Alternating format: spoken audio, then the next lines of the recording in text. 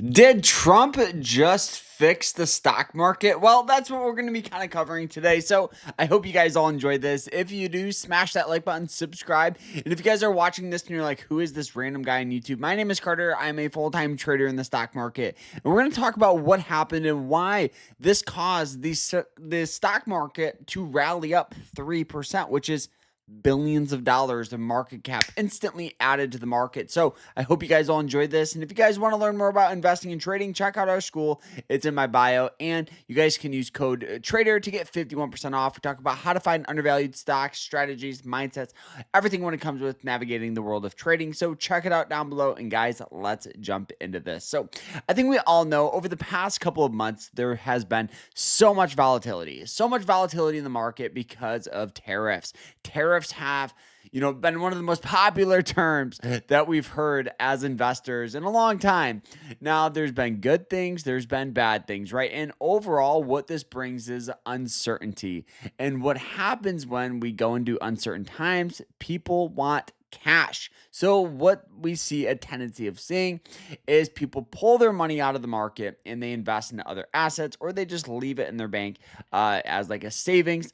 Now they do this because of uncertainty, like I said. So if we go through a recession or correction or crash, they're prepared and they have money that they can use to pay their bills and overall live. But today, the market is back, and it's back by over 3.3%, which is billions of dollars of market cap getting added to the market. So what is going on? So like I talked about tariffs, well, the U.S. stocks surge as China slash tariffs. And so right now here, the U.S. stocks post a broad gain after the U.S. and China agreed to suspend most of the tariffs on each other's goods while further trade negotiations continue.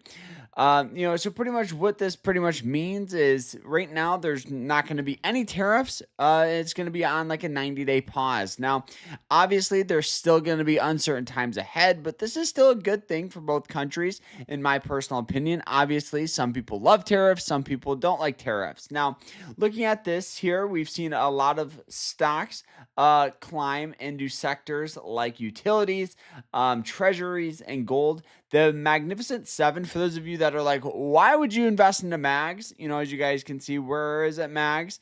Right here. Why did you buy the Magnificent Seven as the markets have sold off? Is because, guys, these represent some of the best stocks to hold, in my personal opinion, right? You have all the icons here. Now, looking at this here, so the Magnificent Seven stocks all gain, with Amazon rising 8%. Now, Amazon's one of the biggest risers, in my opinion, because of the tariffs, because people were unsure, like, hey, how is Amazon going to be getting products?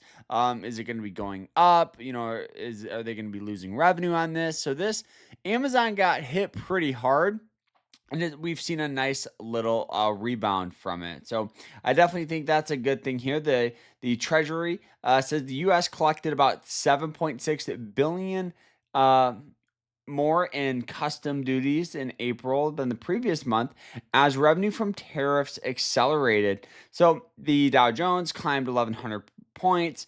So we've seen just a huge increase, right? The NASDAQ up 4%. So, is this sustainable? That's everybody's main question. Well, one of the things when it comes with investing and trading into the market is often any action in the market, like a big move, is often an overreaction, right? On both sides, right? Selling pressure, buying pressure. So I do think a little bit of a temporary, dip down would be a normal and healthy thing for the stock market to do. Now, right now, people ask me and they go, Carter, do you think we're going to enter a recession? Do you think we're going to enter a crash? Well, here's the thing.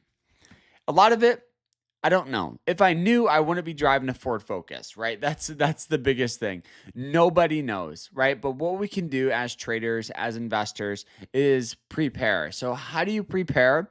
Very simple. Hold a little more cash. But more importantly, continue to invest. If the market does sell off, you shouldn't be scared or fearful, because this represents some of the best times to invest historically, right? They've been there's been a lot of data and studies actually done on this. Meaning, if you invest just consistently and you don't even worry about investing in the dips, you just buy no matter what, you get an average return rate roughly of about 10 to 11% a year. But if you double what you normally put in when the market sells off more than 10%, guess what? It jumps your average return from 10% to 22%. So don't be fearful of sell off, and honestly, just look at it as a massive opportunity if we do end up going down that road. I hope we don't, but hey, I don't mind buying stocks at a discount. So hope you guys all enjoyed this. This is just my opinion, so do your own research, but I hope you guys enjoyed it. Like, follow, and we'll see you guys in the next one. Take care.